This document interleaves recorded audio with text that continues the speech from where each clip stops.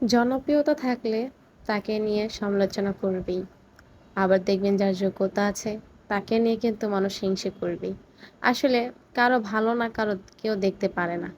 আর কারা দেখতে পায় না জানেন? যাদের ফ্যামিলিগত প্রবলেম আছে বা মানসিক কোনো প্রবলেম আছে আমার কাছে মনে হয়।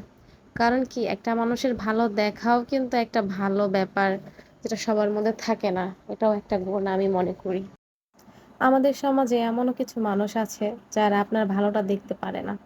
তারা দেখলেও ভিতরে, ভিতরে জ্বলে পুড়ে ছারখার হয়ে যাচ্ছে যে আপনি কেন ভালো আছেন?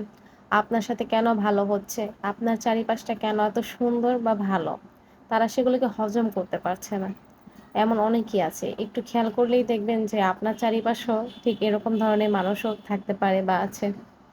আমার কাছে মনে হয় ঠিক তারাই মানুষের ভালো দেখতে পায় না যারা তাদের নিজের লাইফে ভালো নেই।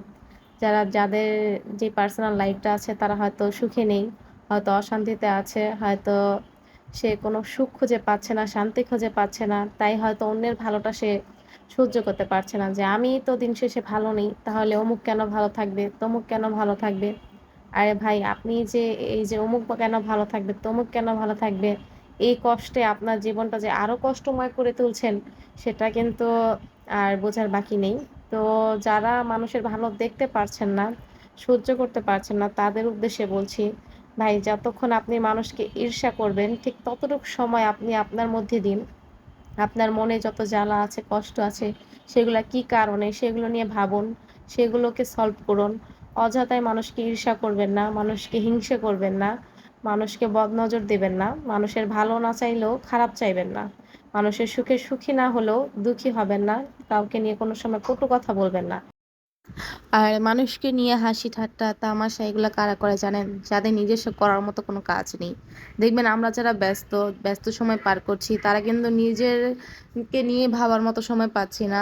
অন্যকে নিয়ে কিভাবে আমরা সময় ব্যয় করব, যে অন্য কি কি করছে, কে ভালো কে মন্দ। তো আমার কাছে মনে হয় যাদের নিজের কোনো করার কোনো সময় নেই তারাই মানুষকে নিয়ে সমালোচনা করে আলোচনায় আসার জন্য। তো এগুলো থেকে বিরত থাকুন। কখনো কারো সমালোচনা করে আলোচনায় আসতে পারবেন না। নিজের প্রফেশনাল লাইফে সময় দিন, নিজের পার্সোনাল লাইফে সময় দিন। দেখবেন আপনার যেই মনের ভিতর যেই জ্বালা পোড়া আছে সেগুলো কমে আসবে।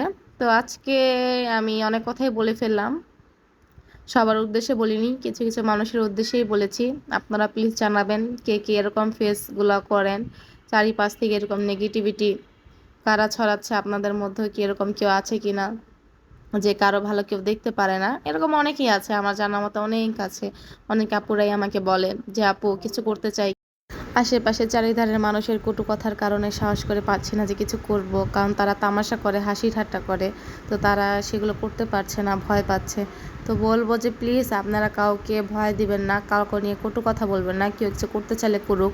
কখনই কেউ বড় থেকে বড় হয় না, ছোট থেকেই বড় হয়। তো আপনারা সাহস জোগাতে না পারলেও, পাশে থাকতে না পারলেও কখনো তাকে নিয়ে কখনো হাসি ঠাট্টা করবেন না। কেউ কিছু করতে চাইলে তাকে অ্যাপ্রিসিয়েট করুন।